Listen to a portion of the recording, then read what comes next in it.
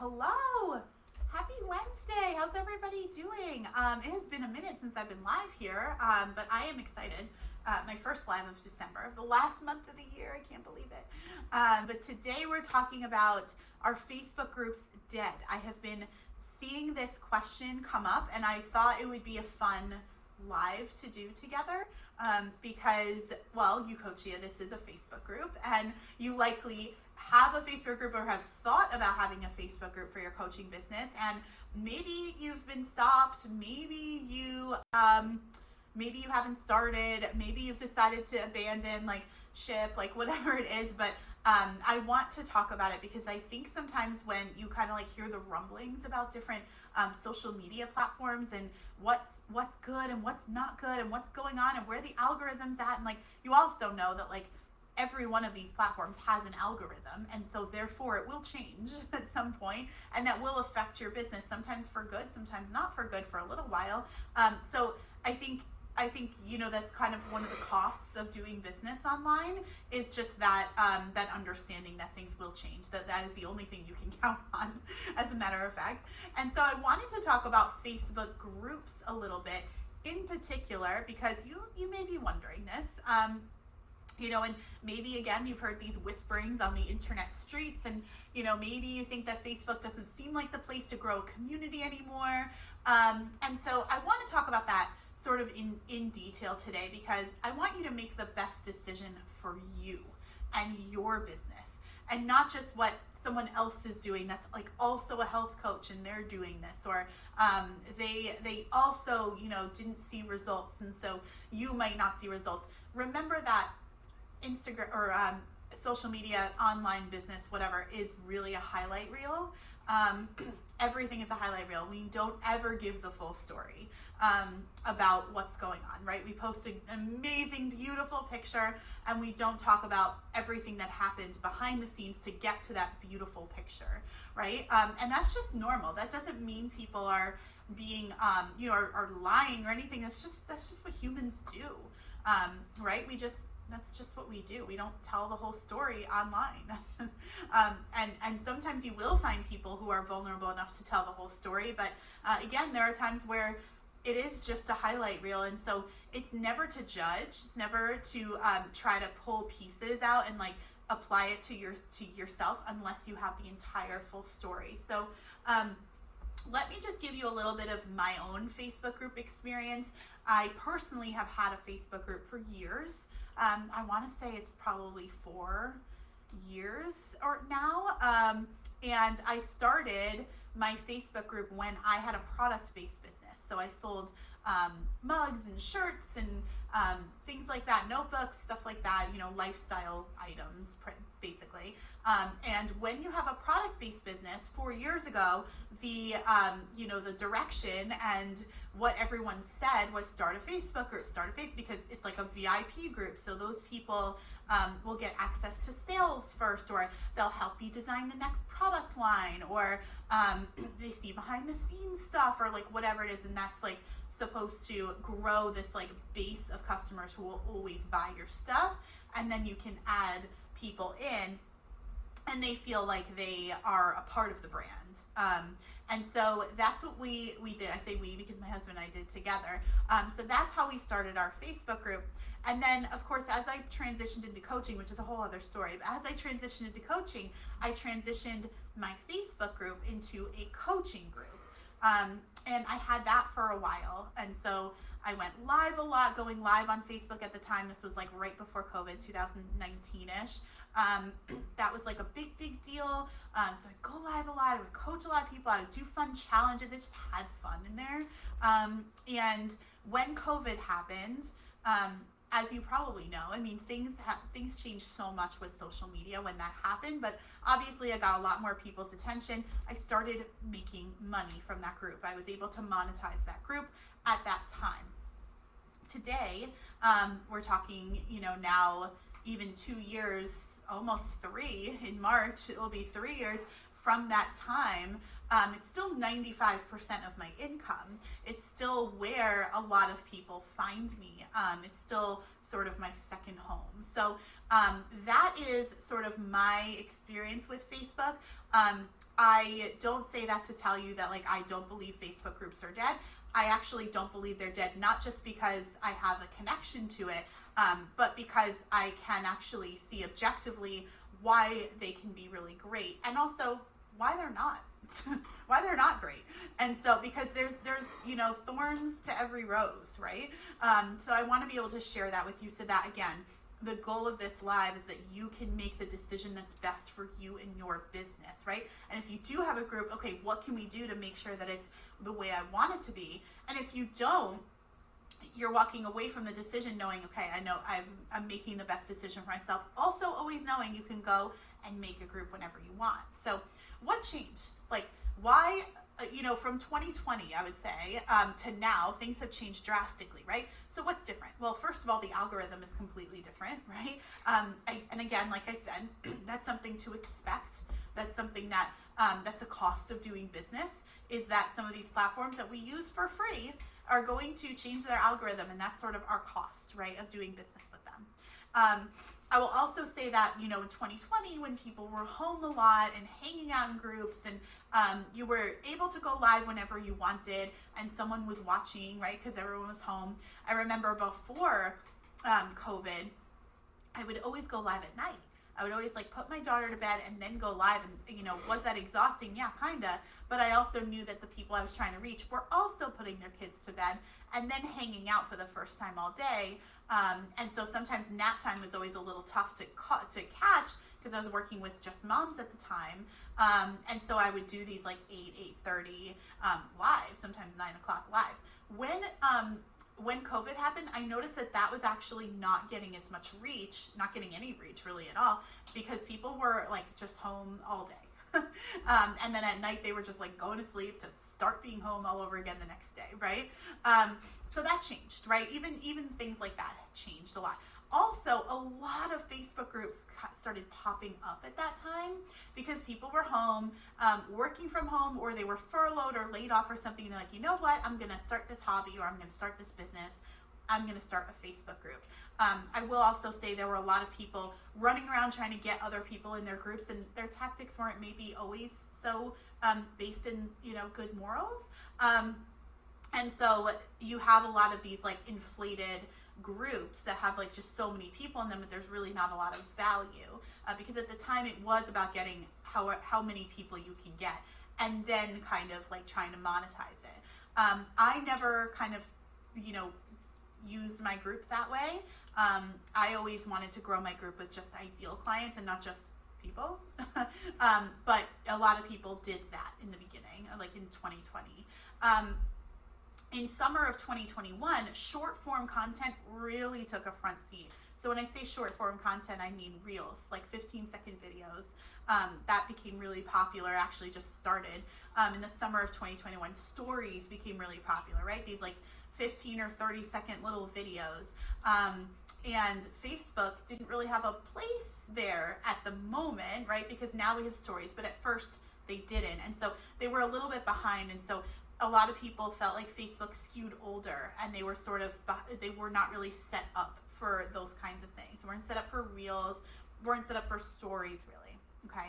So that's kind of like what's changed, right? Just in the past couple of years. And that's just scratches the surface.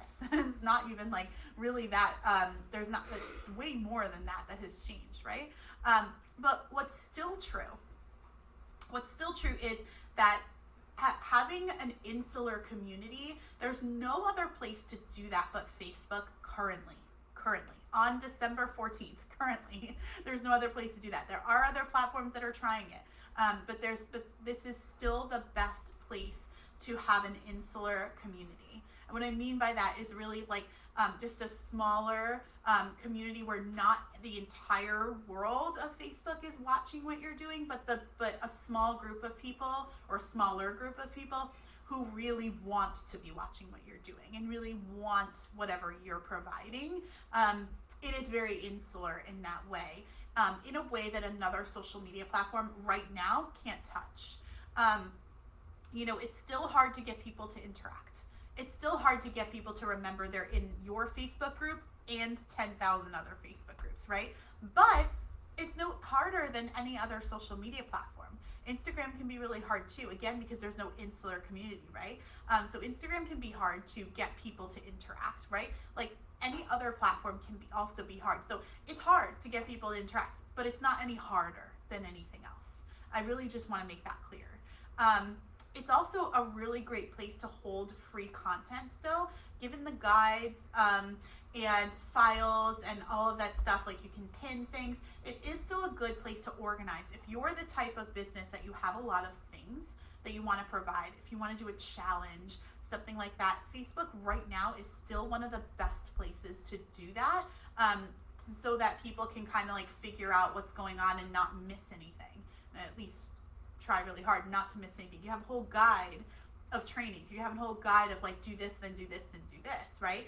And you can tag people in that guide and all of that. The other thing that's still true is that if you've chosen Facebook to be your lead generator, where you are getting your clients, where you are, talking to people and networking in other groups, or even if you're just running ads on here, having a group of your own is really imperative.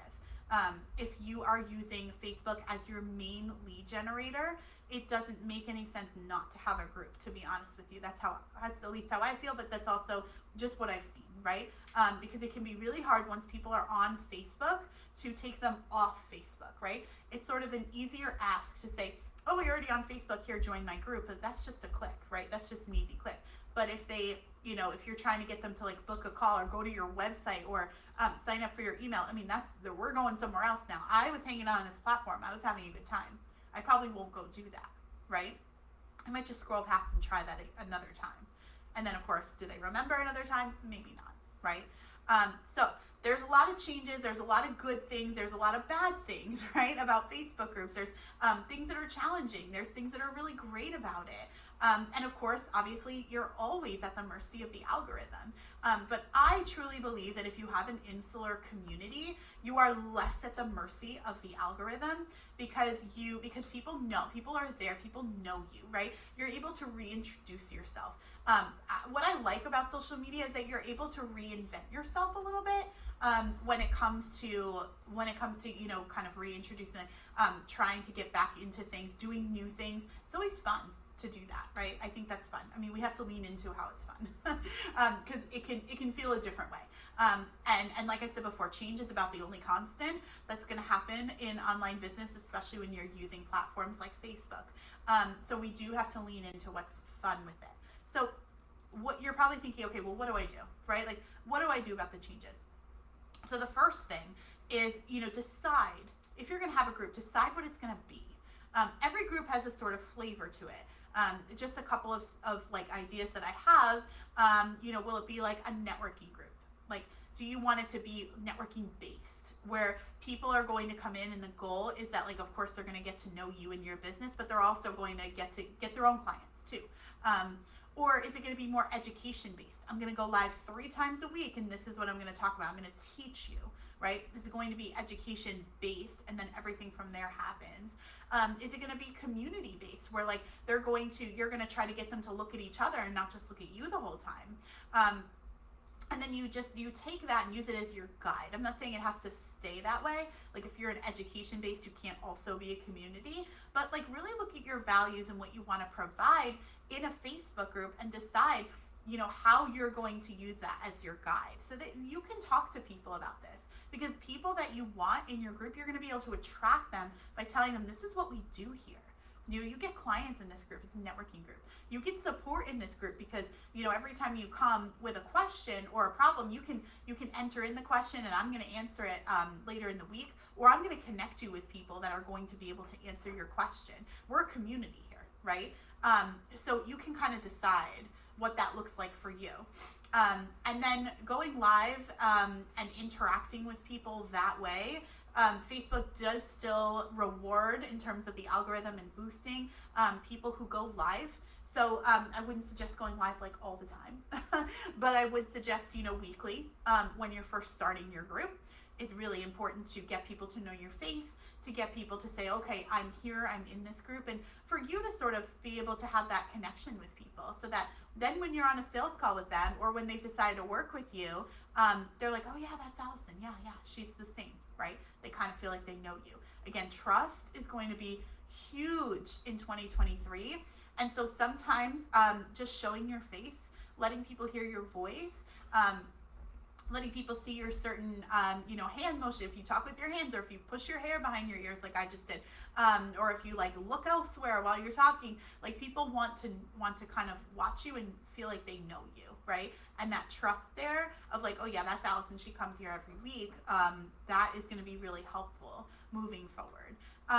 And also, just the ability of being able to say thank you to people through Messenger is going to be really helpful. So you've got your VIPs in your group, you've got your people who watch your videos, you've got people who answer the polls that you put in your group. Really important to make sure that you are thanking them for being there. They are spending time with you. Whether it's 30 seconds, 2 minutes, a half hour, it doesn't matter. They're spending time out of their very busy day to kind of take in what you're saying and what you're providing, and you want to show gratitude for that. So when you thank them, when you send them a message, hey, you're in my group and I am so grateful for you. Thank you so much for being there. That really helps people to feel good. And it also helps you in the algorithm, because once Facebook sees that you're talking to someone on Messenger, they're like, okay, they must know this person. I'm going to show this person more of their stuff, right? So that does actually help you with the algorithm, okay? Because we are always trying to, I'm not saying we should play the algorithm and try to hack into it and find its loopholes, but we do have to lean into what's working, right? And this also has a deeper value and deeper message of showing gratitude, and that you see people too. There are thousands of people, billions of people on Facebook. People sometimes just want to be a name and not a number. So this is one way to show them that. You can also tag people in something that you do. So if you have a leads tracker, which I totally recommend that you have, and you're having conversations with people and you know that they're dealing with something specific, if you do something in your group, let's say you do a live training or you have a freebie or something that will help them with that solution, you can tag them and you can say, hey, like, I thought of you when I was creating this, or I thought of you after I posted this. I would love for you to take a look and give me any of your takeaways. So you can message people, or you can tag them and say like, hey, Allison, I think you would like really love this. I wanted to share this with you. You asked me about this last month. Here's my response. I would love to, I'd love to hear what your takeaways are. So you are able to kind of re-engage people in your group in a way that you really can't do in any other place, right? Email or Instagram or anything like that as easily. I'm not saying you can't do it, but you can't do it as easily, really. And just as a last point, which I mentioned before, when you're looking at how other people are growing their groups and or how they're converting clients from their groups, try to please remember to get the whole story, because sometimes we like see someone doing a strategy and we're like, ooh, that's gonna work for me, and you like copy it like word for word, and it maybe will work right away, or you'll feel so good about it and confident because it worked for someone else that it kind of does work at first, and it doesn't always have the staying power, and that's sometimes because it wasn't yours, and you didn't get the whole story. So please make sure you're getting the entire story when it comes to growing your Facebook group. You're really studying. If you're going to copy what someone's doing, it's because you've really studied it, and because you've decided, like, you've learned how to make it your own after studying it. So those are my thoughts on Facebook groups. Do I believe they're dead? No, I don't believe they're dead. I do see the changes. I do understand that there have been changes. I know that it has been super effective at one point, and now maybe less with the same, with using those same strategies. And all that means is we just have to change the strategy, right? So that's sort of my 2 cents on Facebook groups, and them being, them having changed so much. But this is sort of like what I work with my clients on, and teaching, building online communities is what I do inside of Ucoachia. So if that's something that you really struggle with, definitely make sure you talk to Nancy and Harley so that we can get you going, so that you can start taking these classes and getting some clients, converting clients. It can happen. Remember, 95% of my income comes from from my Facebook group. And of course, that's not the whole story, but I'm happy to tell you the whole story inside my class in Ucoachia. So I hope you all have a great day. Thank you for listening. Thank you for watching. Comments, I would love to hear them. Let me know. And I'll talk to all of you soon. Bye.